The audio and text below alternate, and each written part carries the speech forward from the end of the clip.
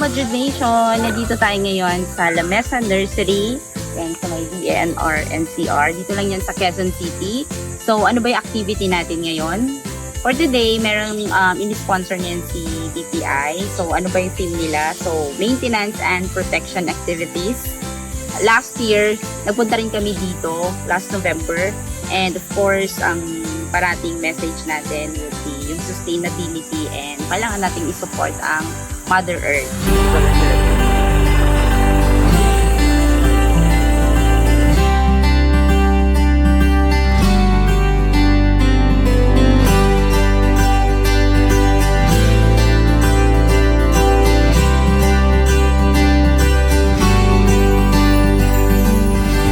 Kami po ay nagpapasalamat sa BPI sa pagtulong dito sa amin.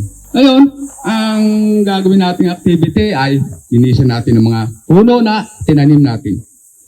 Pag nilinisan po natin ang puno ng halaman, kasi po sobrang init, yung pong ating mga tinanggal, ilagay din po natin sa puno para hindi siya masyadong maging open sa araw. So, magdala ng isang mineral na maliit para po dilig doon sa ating tinanim sa pagtulong po sa kanila.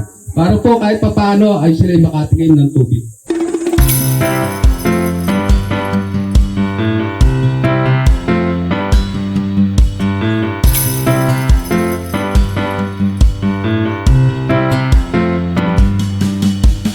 Last time, nalala ko last November, medyo maputik siya eh. So, talaga yung ano namin, sapatos namin, ano talaga eh, talagyan ng maputik. Ngayon naman, since summer siya, I think naman, kahit na nag-white ka ngayon ng shoes, okay siya. But it must be comfortable. Kasi malaylay ng konti. Pababa pa ng bundok. Yes, super excited. Parang ano na dito, mag-hike tayo, tapos makakatulog pa tayo. Sanay po kayo sa mga lakaran?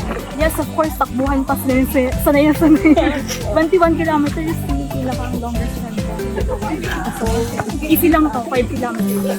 Excited. First time mo ba? Opo, ngayon pa lang enjoy na ako, hindi pa nag-start. How do you feel? How do you feel? Pagod na. Wala pa. Sana I feel nervous right now. Sana mabuhay man kung may tatanim.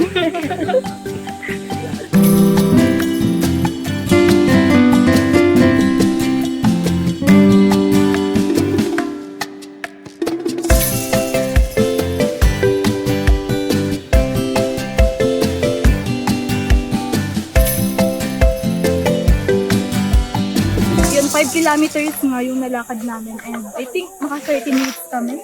So, andito na kami sa place na pag nilinisan namin. So, ito yung tinamnan ng BPI last November.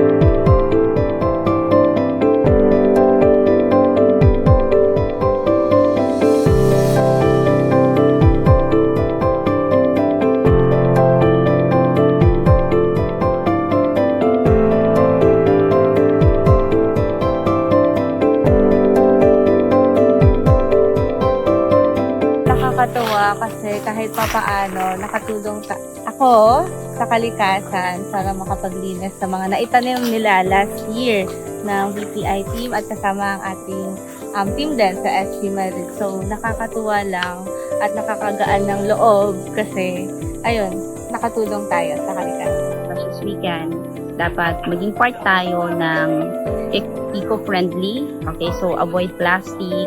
Tapos yan, tumulong tayo na mag-alaga, mag-plant ng trees. Kasi with this,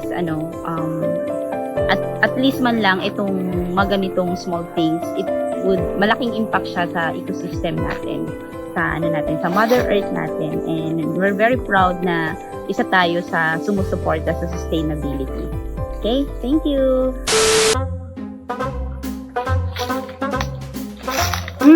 Nagnay. Lain mo. May insurance ka na ba? Malalaman nyo. A few minutes later.